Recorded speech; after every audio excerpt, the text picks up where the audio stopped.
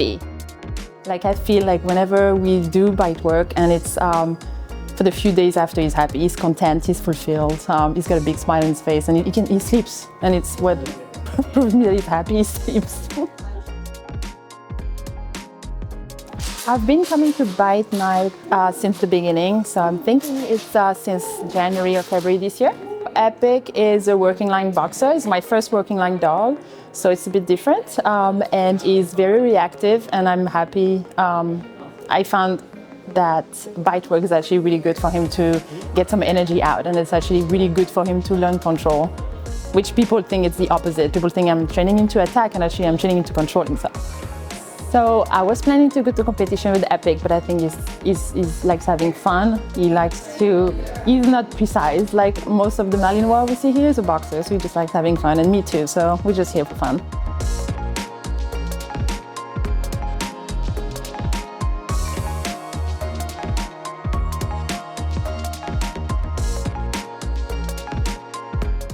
I've had Amara since March of 2024.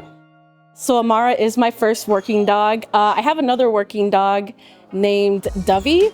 She did mainly frisbee, toss and fetch, dock diving.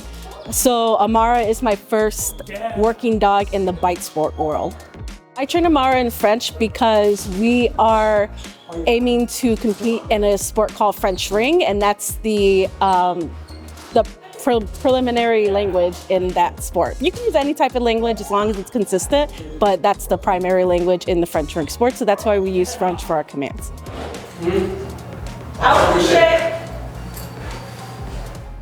I've been training towards competing in French ring for about a year and a half and some change. Having a dog like Amara, who's a Belgian Malinois, who is a breed that is bred to bite and bite people specifically, giving her the outlet here at Kaiju Ring Sports really helps her become more of a calm and well-rounded dog in the home, just as a pet when she's not working. So without that support and without that outlet, you can imagine how crazy and chaotic the household is. So this really gives us a good chance for her to have that outlet that she truly does need as a biting working breed. So working with everyone towards competing in French ring or any type of bite sports, it's really cool to see all the different working pieces come together because we have really experienced people and then we have really inexperienced people such as myself. So everybody is very supportive of each other, and I love the community that supports us through trying to get ready for the sport.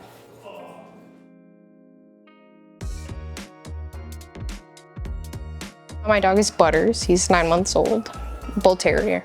Well, we come to Bite Nite here for a variety of things. The training element, it's a great energy outlet, and then we have our eyes on French Ring in the very, very far future. Yeah, I am a pretty green handler, so it's been helpful with engagement and training overall, but just like leveling up our play together, it's definitely seen a difference.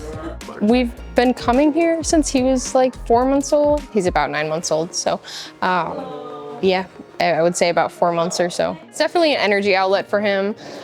For me as well, it's good for me to be social just as much as it's good for him to come and be social. But he does have a lot of energy, so I almost wish I could come more than just every second and fourth Friday. The competition element is definitely appealing. French Ring is very cool. Agility has crossed my mind as well. It's something that I don't have any rush to perform in or to accomplish. I'm not in any rush in that sense, but having a long-term goal has helped us stay consistent.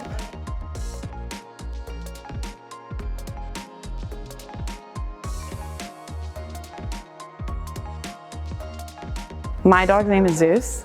He's a Belgian Malinois Czech Shepherd mix.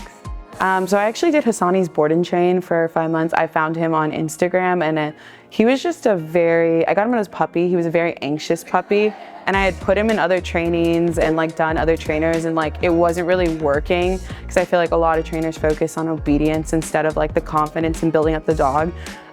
So I brought him to a board and train, and Hassani suggested bringing him to Bite Nite because he is a Belgian Malinois mix, and so it's just kind of instinctual. So helping him focus that drive really is why I came tonight.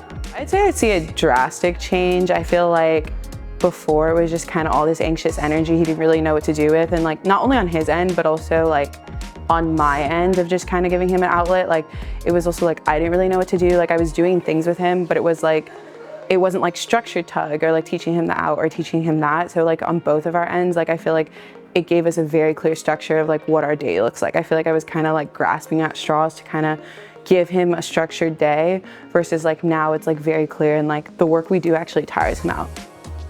When I got a dog, like candidly, I feel like what I was looking for was kind of a dog that was like, as a woman, just like a more of a dog that looked scary at least. I don't really know if I was expecting him to like what I was expecting, but I think like once I realized what I got with my dog, I definitely was like, okay, like this is the dog I have, and like kind of have to step into it. So I feel like within the last couple months of just like having Zeus and bringing him here, I've learned so much about dogs and just like interacting with them. And it just feels good. It feels really good to like know what to do with my dog, and like now know I have him at a place where like I can bring him. Like I've even, like at first I like was really nervous to bring him to new people, but I feel like now he's like in a place where like new people can come into my house, and he's still also giving me like, he's not overly friendly, so he still gives me that like level of protection, but I feel like I know what I'm doing with him now as well. I mean, I think it's just been like drastic. Like I've seen the changes in my dog even from week one. Like he wasn't really engaged with tug, and it's not that I didn't do tug with him. Like maybe got him like on a good day, and like now we just saw him like he's like driving, he's like listening to commands. Like it was just more of like before, like okay, like get the tug toy, and then there wasn't like any kind of control. Also like to a point where I see him like, okay, not only are you like playing tugs and learning structure, you're like getting good. So I think that's really been impressive for me.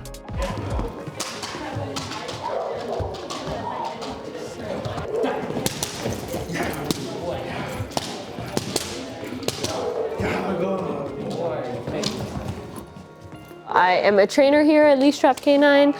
They do bite nights about like once every 2 weeks, so I join in on their bite sport nights.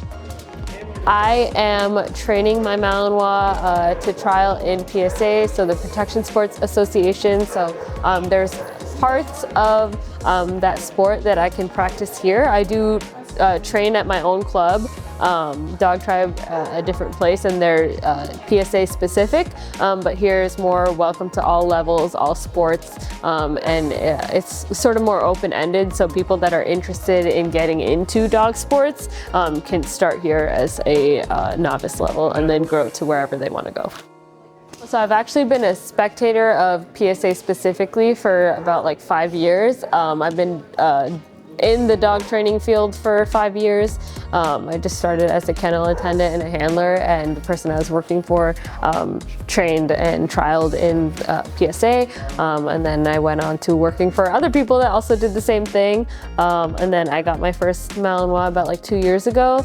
And she was an older dog that was raised in protection, and then I got her to actually trial her and train her in obedience for the sport. It's been really rewarding. I mean, I think like because I'm a dog trainer, like that's my whole career path and what I'm doing. You learn a lot from training higher drive dogs, and that can give you a lot of insight into how to work on different behavioral cases, I would say. So you learn a lot about how to drive channel and work with like a dog's natural instincts. But like Malinois are basically like dogs with drive on crack, so it's like most dogs have drive and are motivated to do different things. With Malinois, it's very specific. They are raised to bite and protect and defend and stuff like that, so taking that and harnessing that into like a fun thing is cool. So being a dog trainer that does dog sports for fun and does protection work for fun, it gives me a lot of insight into what it would be like to own a reactive dog or to own a dog that actually has behavioral issues.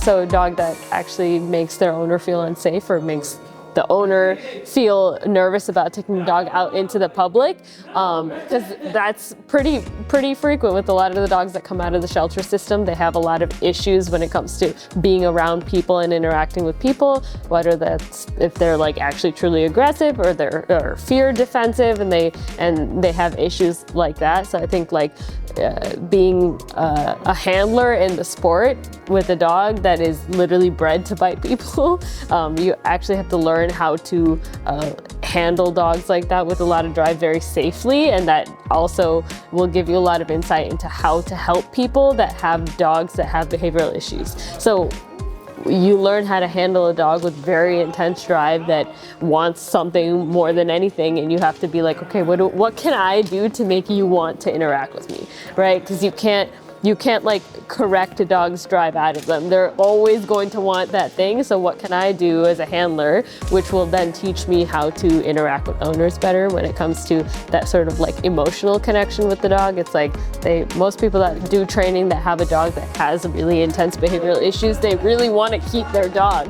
So like, how can I help them grow a healthier relationship with their dog, and a safe one? As far as like protection dogs go and sport dogs go, like people that have dogs that have behavioral issues should not be going into protection thinking that's going to fix it. If anything, that'll make it a lot worse. But I think it is a really good starting point for dogs that have like a lot of drive, that like want to work and are super biddable. So like dogs that really like to chase things, that have prey drive, that really like to like interact with things basically, so they're looking for an energy outlet. It's a good place to start. But I think if your dog has a lot of drive to chase squirrels, to chase moving things, right, it's really good to be able to harness that energy and learn how to play with them. So I think like a lot of relationship building with dogs is learning how to capture drive and play with them in a way where the dog wants to interact with you instead of you fighting the dog. Because a lot of situations it's like the owner is fighting the dog when it comes to like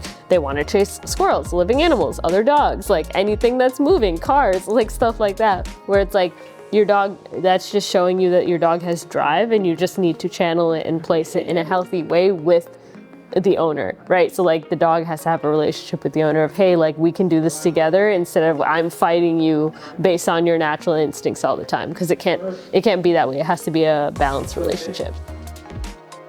So we use Tug as a outlet for play. And play isn't just play. It's really about cooperation as well as impulse control. The cooperation comes from the dog listening from the rules of the game while also trying to win at the game. And that's coming from us coaching the dog. The reason why Tug is also so important is because dogs are predators, right? They have what's called predatory drive, prey drive. And Tug, it helps to provide a productive outlet for that drive, so that the dog doesn't have any of this pent-up frustration. So they get to bite something, they get to bite it as hard as they want, but there's also rules to the game, no different than playing a game of basketball or football or whatever. One of the things that we incorporate into the game of Tug is when we say out. Out is like the referee blowing a whistle. Doesn't mean the game is over. And that's the control of the dog letting go of the tug. And then we use our next marker, which is yes. Because they let it go, now we get to continue the game again. So that is the control we're looking for of the dog listening and then re-engaging. You can then take these, this mindset that we've put into the dog and apply it to, you know, a modern environment, right? And this is just a productive way to have a very balanced relationship with your dog.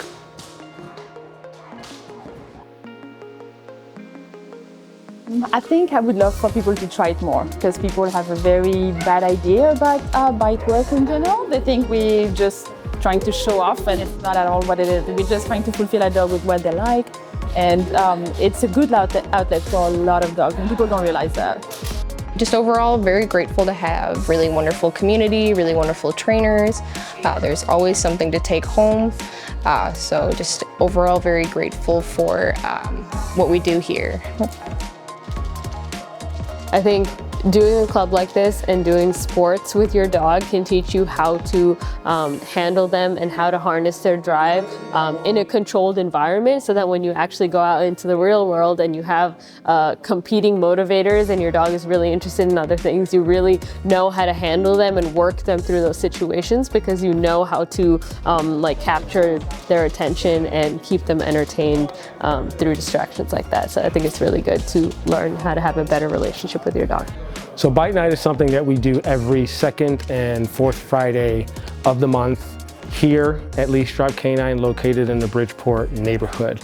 This is open to anyone who's looking for a new way of developing a strong relationship with their dog, looking for tips on control. We practice a little bit of obedience, and then also look for productive ways to give your dog an outlet.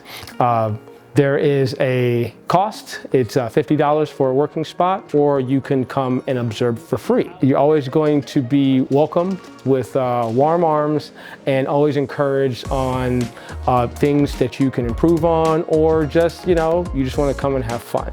But we're here every second and fourth Friday. Come on down and check us out.